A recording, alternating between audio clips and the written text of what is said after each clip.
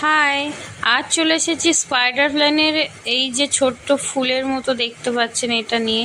First time ভাবলাম কেটে ফেলবো, তারপর ভাবলাম না এটা দেখি। স্পাইডারের তো দেখেছি অনেক অনেক স্টিক, চারিদিকে বেবি প্ল্যান্ট ঝোলে, তো দেখছি আবার এক সপ্তাহের মধ্যেই এটা বেড়ে এত বড় হয়েছে, আর মাথায় একটা পাতা পাতা মতো ফুলের লুক দিচ্ছে।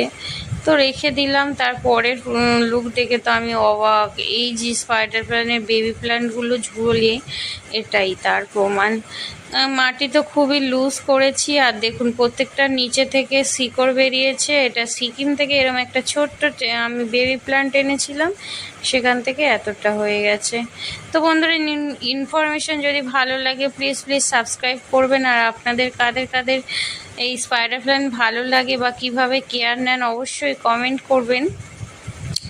স্পাইডার প্ল্যান্ট এখন আমার যা আছে আরও 4-5খানা আমি